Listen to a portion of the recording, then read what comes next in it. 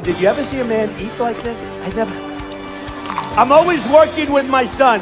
Little tiny pieces, Baron, little tiny pieces. This guy's shoving pancakes. I never saw anything like it. It's pouring out of his mouth. Yes, sir. And the cameras are on him. I don't know. Look, this. 新年快乐. That's not presidential, I can tell you.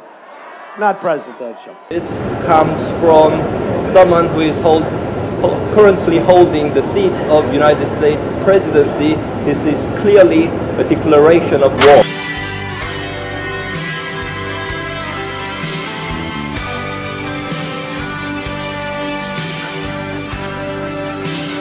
President Donald Trump has just made a bold move to what he describes as an alternative solution to the peace negotiations between Israel and Arab Muslims, more specifically the Palestinians. By executive order, Trump has enforced the Jerusalem Embassy Act, a law that gives the president the right to recognize Jerusalem as the capital of Israel, and to commemorate this decision, he will move the U.S. Embassy into the heart of the Holy Land. My announcement today marks the beginning of a new approach to conflict between Israel and the Palestinians. In 1995, Congress adopted the Jerusalem Embassy Act, urging the federal government to relocate the American embassy to Jerusalem and to recognize that that city is Israel's capital. This act passed Congress by an overwhelming bipartisan majority.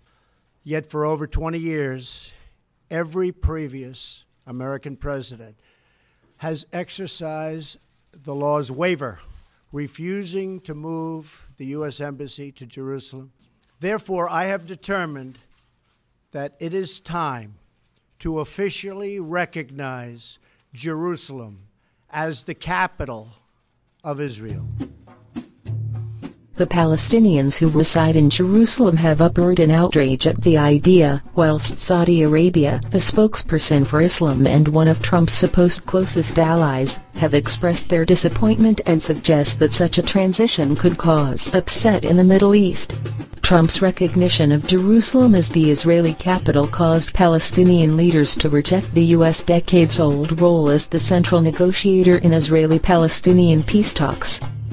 Palestinian Authority President Mahmoud Abbas earlier claimed that Trump's recognition of Jerusalem, which both Israelis and Palestinians claim as their capital, discredited the U.S. as an honest broker in the peace process. This strategic counterattack by Trump stems from Iran's continued unwillingness to ascertain agreements in recent peace talks with Israel. Nevertheless, Trump is being condemned by all of the Islamic faith, including its allies the British Crown, who have stated they have no intentions in following Trump. This is Islam's third holiest site, and some believers even give it silver status after Mecca and before Medina. Named the Dome of the Rock, it was erected between 689 and 691 after Muslims captured Jerusalem from the Roman Judeo Empire in the 7th century. Muslims say that the Prophet Muhammad was transported by the Al-Buraq, a celestial white horse, from Mecca to Jerusalem and back during the night journey. As recounted in Hadith literature, it is no surprise that top officials from the Palestinian government are calling this move an order of the Roman Judea to further Judaize Jerusalem.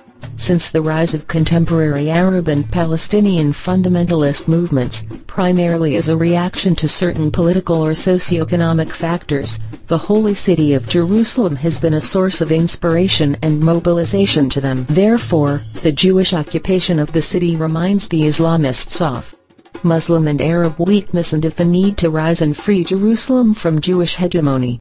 It is infuriating to Arab and Palestinian fundamentalists to have their first Qibla and the third holiest city in Islam under foreign, especially Jewish, control. Iran has been publicly vocal about its agnosticism in Israel and has even put America on the same chopping board.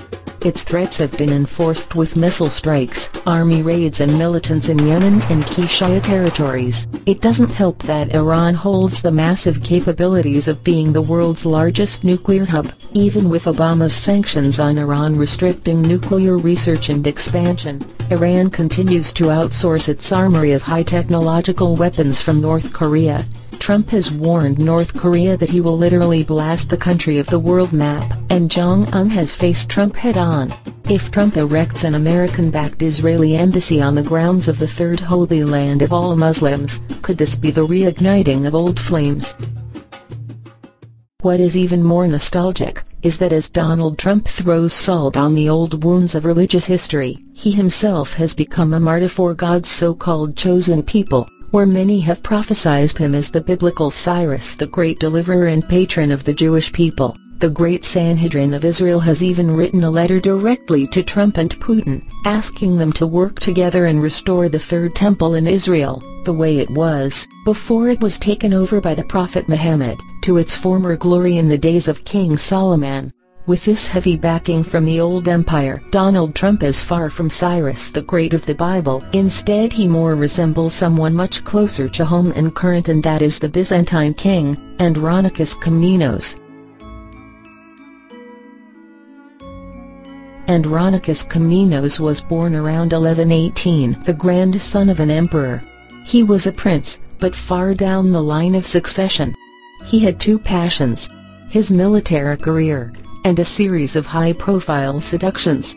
The Turks had taken the 23-year-old Andronikos captive in battle in 1141, but he was ransomed and came to the court of his cousin, the Emperor Emmanuel I Komnenos. At court, Andronikos took up with his own niece, Eudoxia, making her his mistress, but they escaped her angry brothers when he was given military command in Cilicia in 1152. There, he failed to capture the rebel stronghold of Mopsustria, was recalled and given another provincial command.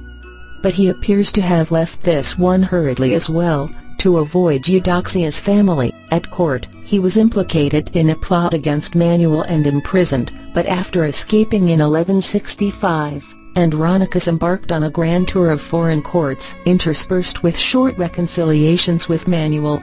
He swanned into positions at court in Kiev, at Crusader Antioch, and then Jerusalem. So by 1180, we have a foreign empress regent in charge of an empire that has vast differences in wealth, a large foreign population in its cities, continuing challenges from abroad, and the new economic and political power of Western Europeans.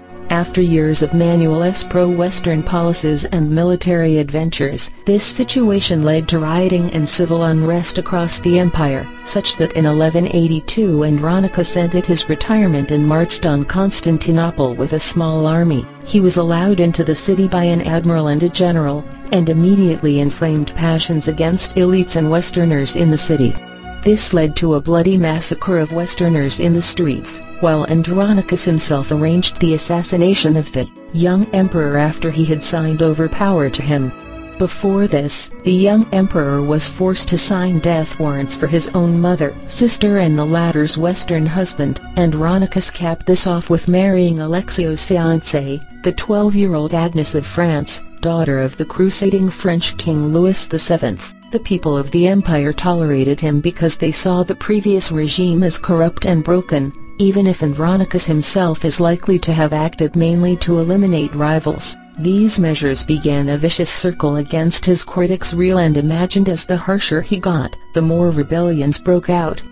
He descended into paranoia, at one point blinding a bishop for supposedly not being able to see any rebels in his town. In the end, his reign was cut short, after only 3 years, in 1185. His continuing purge of the aristocracy on slim pretenses led one of his henchmen to try to arrest a nobleman called Isaac Angelos. But Isaac escaped, and fleeing to Hagia Sophia, he appealed to the people of Constantinople. When Andronikos returned from a military campaign, he found his son John had been murdered by his own troops and Isaac had been declared emperor. Andronikos was thrown to the mob and tortured publicly for 3 days, culminating in him being ripped apart by 2 Western soldiers stabbing him by turns in the hippodrome.